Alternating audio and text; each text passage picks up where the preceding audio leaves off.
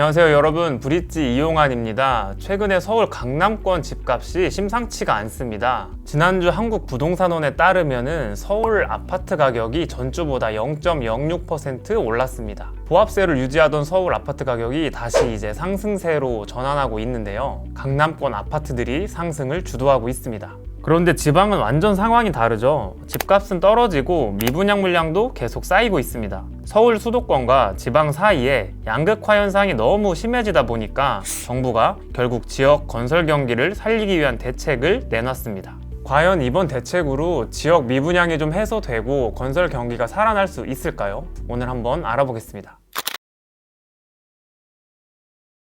국토부의 주택 통계를 보면요, 지난해 말 전국 미분양 물량 7만 개 중에 75%가 지방에 있는 것으로 조사됐습니다. 또 경상남도 2위 건설사였던 대저건설, 부산 7위 건설사였던 신태양건설이 법정 관리에 들어갔고, 전라북도 4위 건설사인 제일건설은 부도가 났습니다. 서울 수도권이라고 부동산 경기가 다 좋은 건 아니지만 지방의 상황은 훨씬 심각합니다. 지역에서 덩치가 있던 건설사들이 자금난을 겪으면서 하나둘 쓰러지고 있습니다. 이런 상황을 눈뜨고 지켜볼 수만은 없으니까 이제 정부가 나서게 됐습니다. 사실 2022년 고금리 이후 부동산 경기는 계속 안 좋았는데요. 정부가 꾸준히 업계를 살리기 위한 대책들을 내놨습니다. 하지만 그럼에도 약발이 잘 먹히지 않으니까 이번에 새로운 카드를 꺼내게 된 겁니다.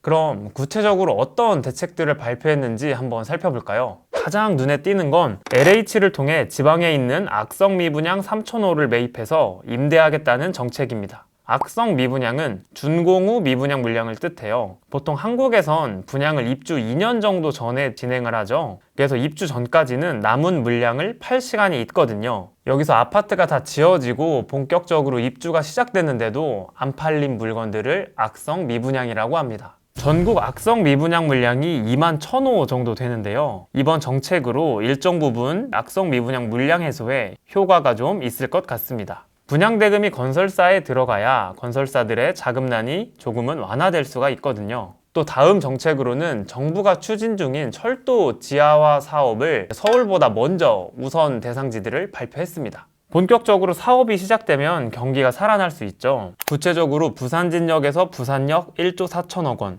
대전 조차장 1조 4천억 원, 안산 초지역에서 중앙역 1조 5천억 원 등 총 4조 3천억 원이 투입될 예정입니다. 건설 경기가 정말 좋지 않은 상황인 만큼 국토부는 올해 SOC 예산의 70%인 12조 5천억 원도 올해 상반기에 집행하기로 했습니다. 정부 사업이라도 일단 다 추진을 해서 건설 경기를 살려보겠다는 거죠.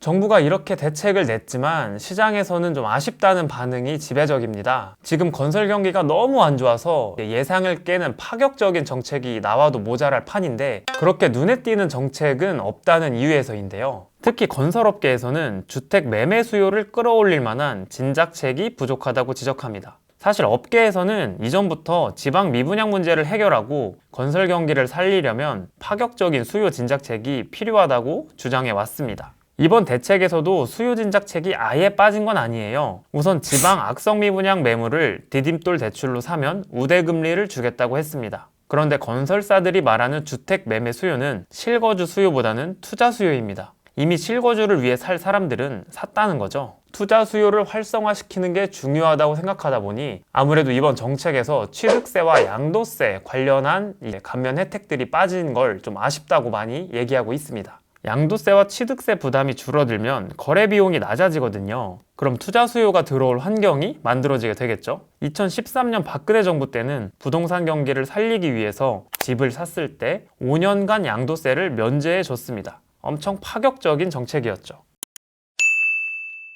정부가 건설 경기를 살리는 데에는 물론 부정적인 시각도 존재합니다. 왜 나라 돈으로 이 토건족들을 살려주냐는 주장인데요. 물론 지방에서 수요 고려 없이 무턱대고 아파트를 지은 건설사들도 문제고 또 건설사가 너무 많아서 일부는 구조조정이 될 필요도 있습니다. 하지만 지금은 지방의 대형 건설사들이 하나씩 무너지고 있습니다. 보통 특정 산업단지가 있는 곳을 빼면 지방 경기에 가장 큰 영향을 주는 업종이 건설업이거든요. 정부 차원에서는 지방 경제 자체가 무너지는 것을 보고 있을 수만은 없습니다. 이번 대책에서도 아쉬운 목소리가 좀 많이 나오는 만큼 정책 추이를 한번 살펴보고 다음에 추가 정책이 필요할 수도 있을 것 같습니다. 여기까지 브리지였습니다.